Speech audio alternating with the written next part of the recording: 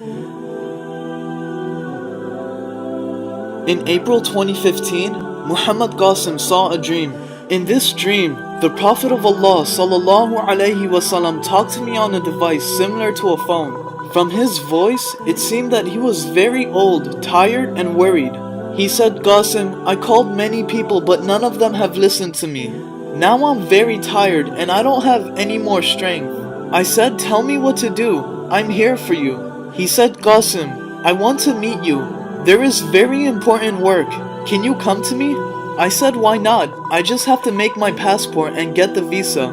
He said, "Okay, but please do this quickly." I went to the travel agency and they said it will take 3 to 4 months. I called back Muhammad ﷺ and told him the wait time. He became sad and said, "You stay there, I will come to you." I insisted that if you wait, I will come myself. "You are very old and tired and you shouldn't have to come all this way." He said, "No, my son, this work is very important and it should not be delayed." I said, "Fine, may Allah make it easy for you." Then I prayed to Allah to make it easy for my beloved ﷺ. Then I went to the airport and waited for him. When he arrived, I became very happy and ran towards him. He also became happy and I said, "Allah has brought you here safely." He agreed and said, "Allah is very merciful." I drove him home in my car. My house was on rent and the electricity was almost none. He came in, sat down and said, "No one has listened to me. If my Islam stays in the same state, then I fear that it will perish. Everyone is busy in their own work and no one is worried about me or my Islam. I want you to share the dreams that Allah has shown you and spread my message among the people.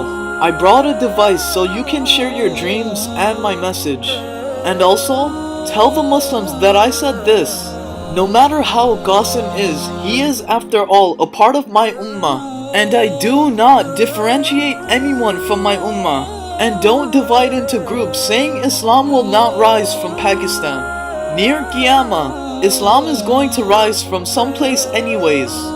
No matter where, the good thing is the Muslims will be united again. They will regain their lost status and Islam will be seen to the whole world with respect. And that's all that should matter, so what's bad about that? I replied that no matter how hard or dangerous this work is, I will do it by the mercy of Allah. On hearing this, so much happiness passed from the wet eyes of Muhammad ﷺ. He hugged me saying I had faith in Allah that you wouldn't refuse. He took a deep breath and gave thanks to Allah. Then he said, "Qasim, there's a map in this box. In that land, when you build the real city of Islam by the mercy of Allah, then I will call you to come to me and then tell you what to do next." I said to him, "Don't worry, now you take some rest. This job is mine now and I will do it by the mercy of Allah, inshallah." Then he started to pray to Allah for my success and my help. Then I thought, only Allah can help me now. It will be impossible to do this without the help of Allah. So I said Bismillah and started to do my work.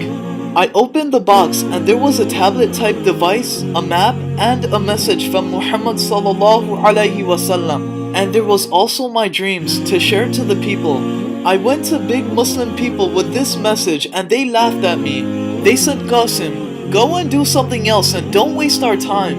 This depressed me, but I said no. I promised Muhammad ﷺ that I would do this work.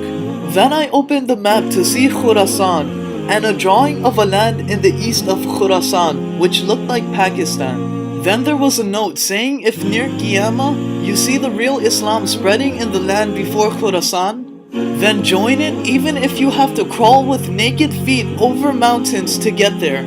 Then I got a message from a person who talked to me in detail, but he couldn't understand me clearly. I told him, "Come to my house, I'll show you a map." He came over and he said, "Yes, I have read in a hadith that it is not the land of Khurasan, but it's the land before Khurasan. And if that's true, then the army of black flags is the army of Pakistan." Then I said, "Yes, Pakistan's army is the best army in the world because they are killing terrorists one by one." Then he said, "We must convey this message to the army of Pakistan. We have to save the last castle of Islam. I agreed, saying we should do it quickly. Muhammad sallallahu alayhi wasallam also said that the one who reads my message should share it with others. Then other people joined us and we started to work in the form of groups. And other people spread the dreams and the message very quickly. And then they were spread throughout the entire world by the mercy of Allah. And then the big people said, "We should have believed you before." I said to them that if Allah was never merciful and didn't help us, then we would have never been able to accomplish this.